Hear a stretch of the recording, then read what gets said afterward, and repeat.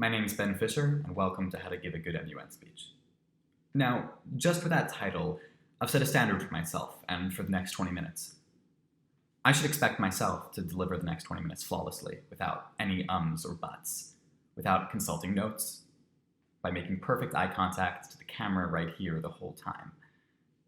Disclaimer, I'm not going to be able to do that. This next 20 minutes will be more flawed than I hope you will do at IOMUN, and in your conferences in general, and I hope you excuse me for that. So, with that said, another rule I'm going to be breaking is by opening with some boring information. My name is Ben Fischer. I'm the Secretary General of IOMUN 3, which I trust you're all attending in a few weeks, and I'm a complete veteran of MUN. I've been doing it since I was in 7th grade, and I'm now a freshman at Stanford University. Along the way, in these past 6 years, I've gone to more committees and conferences than I can count, racked up best delegate at every one I was a delegate at. I've started a conference in Hong Kong on its 5th year called ELSA MUN, and most recently, and as the culmination of my MUN work, I was Secretary General of the Israel and Middle East Model United Nations, also known as TIMEMUN, in 2019. In that process, I was able to run training sessions with Israeli youth all over the country over the course of months, 4 different training sessions, full-day sessions, where we got to train you or your peers about how to give good MUN speeches and how to kind of develop these English and public speaking skills, which are so crucial, not just in the MUN context, but in everything. Since then, since kind of my MUN reign has ended, at Stanford, I've continuously involved myself in public speaking. I'm on the Stanford Mock Trial A team, wherein it's, mock trial is a national, in the US, competitive public speaking court simulation, sort of. It's tough to explain. But I still get a lot of my public speaking kicks from that. And I also am the founder of a company called Tree Tutors. You can find it at treetutors.com, which trains and tutors American high schoolers from all over the country and the world during online education, teaching them SAT, college prep, AP studying. Notice again these ums and stuff. In general, we should all be working to eliminate them. I'm going to be speaking faster and I'm going to be saying those again. But if I'm going to stop now, I'd have to do it all over again. So that's me. That's a little bit about me. I think it's important, just like in committee, to know a bit about who you're working with and who you're speaking with so that you can place faith in them when it's time to work together. With that out of the gate, with that to say, that being my bio, take everything with a grain of salt. This is what works for me, this is what has worked for me, and this is what's worked when I've told people how they should, how they might be doing it. But it's not necessarily what will work for everyone. Because what I'm going to tell you today is another rule breaking now. I'm not going to be giving you some structural advice on how to craft the speech. There are so many opinions out on the internet, from your advisor, from your school, and from your peers about how to build the perfect speech. Start with a good hook. End with this, go from past, present, and future, whatever structural changes like that you might be advised. I don't think it's necessarily my place to be telling you that because it's highly opinionated and I have my own style, as you might as well. Instead, I'm going to be giving you some substantial tips about how to substantially improve the way that you're speaking and the content of the speech itself. Because at the end of the day, public speaking in most circuits is 10% content and 90% the way that you say it. Maybe we'll prove that today. So with all of that self-appeal out of the way, I'm going to go over some of the most overlooked elements of giving a killer speech in MUN, because not only is it substantial, but I think that there's lots of big tips. Of course, you have to, speak well, speak grammatically correct, like I think I just broke there. There's lots all those basic fundamental rules, but I think that a lot more important are the ones that aren't ones that we might have at the front of our minds when we're giving a speech, when we're working to deliver a speech, answer a question, do whatever we're doing in the MUN public speaking context. But I think is super crucial that it's at that forefront. So the first rule that I'm going to advise is one that I'm also breaking right now, and that's to be maximally prepared. That can mean memorizing and having tons of time to sink in the things that you're going to discuss, right? I think all of us in general for MUN should be having opening speeches memorized. That's a daunting task. It's tough to memorize things. Like I'm saying in my experience, I've had to memorize 150 pages of text this year alone for public speaking competitions. It's a huge challenge. It's terrible for me. I suck at it. But it's some work that's worth putting in and you always get as a reward.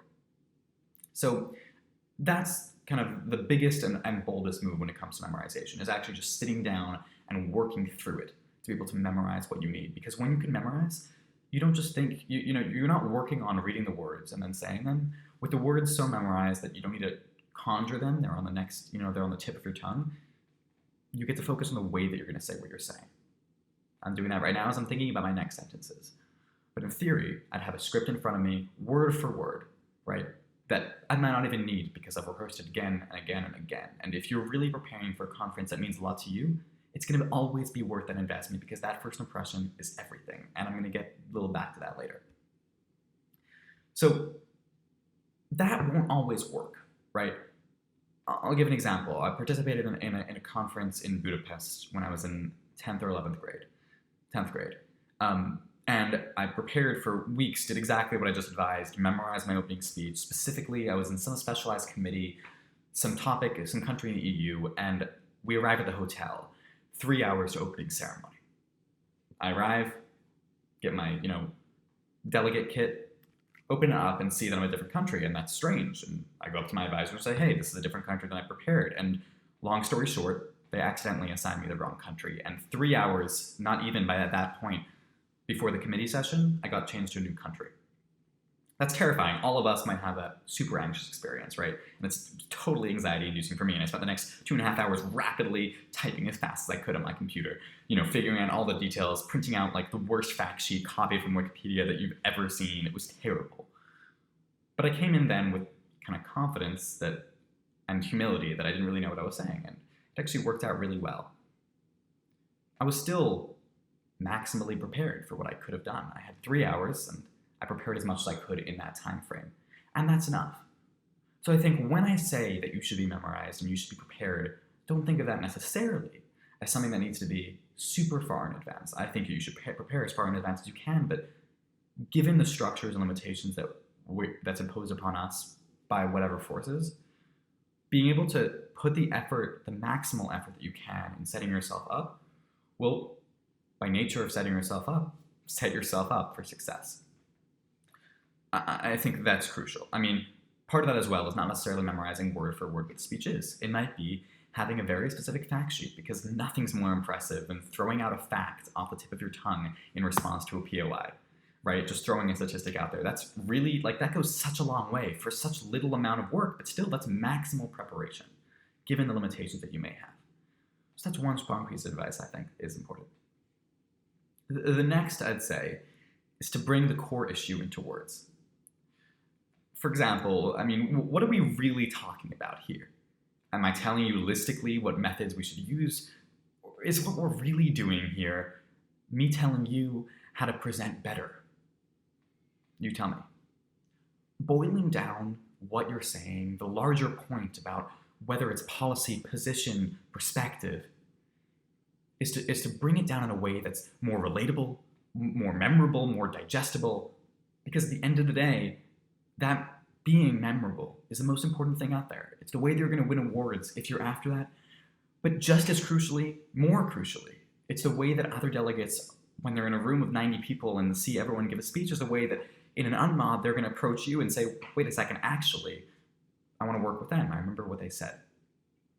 That's crucial, right? Being memorable is everything. But it's a lot tougher to be memorable when you kind of build some broader, more specific, vague structure around it. It's important to throw out the facts. It's important to get into specifics, because that's what the substance is of MUN, a policy debate. I major in international relations now, and I'm realizing more and more the reality of that. But it doesn't change the fact how in a speech, whatever kind of speech it is in Model UN, is being able to understand and be emphatic about the core of what you're saying. We might be talking about some trade dispute. Or we might really be talking about why you and I disagree. That's another example, and kind of maybe made up spontaneously. I think it should be done with a little bit more, forethought. The next part is, the next advice that I have is directly related to that. And that's to be passionate. Just like, bringing the core issue, this is a bigger and bigger step towards being memorable. People are going to remember you. You're going to stand out if you're passionate about what you're saying. Truth be told, you don't have to have a clue what the content is. Like I said, public speaking is 90% how you say it and only 10% what you say. Somebody can disagree with me on the statistics of that, but from my experience, it only ever proves itself more true. So, do you want to seem committed? Yeah, of course. And the way to do that is to be emphatic. It's to be passionate about what you're saying, because it shows that you care not just about the content, about representing your country, about the conference itself, but also in working with your peers. And that's the way that you're going to pass resolutions. That's the way you're going to get things done in Model UN and in life. The next point is yet another rule that I keep breaking here, which is to be funny. You know, being funny lets you break the ice, bring your guard down to seem more approachable, but you should pepper it in. Do not be the funny delegate. Do not, seriously, as a chair, the person who's just trying to be funny, constantly take things a notch into that funny direction. It can be fun, and it's important to be fun. It's important to be funny, but not overloading it. Peppering jokes and humor in there. I don't necessarily mean country puns, but I mean understanding that everything doesn't need to be so deadly serious. It's another way to make yourself more approachable and ultimately more memorable. The next part is, I think, something that you can tell me I'm breaking now, and maybe I am, which is to be slow and concise. Don't waste your time, because with empty words, you're only ever wasting everyone else's time. Being slow is sometimes a challenge because we have words prepared. Sometimes memorization can be at odds with being slow and concise because, at least for me, I speak way too fast, but I know the words are at the tip of my tongue and I know them so well that all I have to do is say them, but slowing down is super important. Being concise also goes down to my advice about going to the core of an issue. You shave off all the other sides to your words, people are going to really get what you're saying, instead of having to go through their notes, if they wrote any notes, and parse through what you actually meant. Being slow is a way to be a better communicator. I think that all applies in general to the ultimate point, and one that I've said dozens of times already in the past 12 minutes. And that's to be memorable. It really stems from all points. And all those other structural things, all those other fundamentally substantial things I thought I spoke about to you at the beginning of today are ways to be memorable. If that's hand gestures to emphasize a point, if it's the jokes, like I'm saying, if it's bringing the core issue, every single one of these steps goes down to being memorable. None of it won't matter. None of it will matter, sorry, if you don't remember.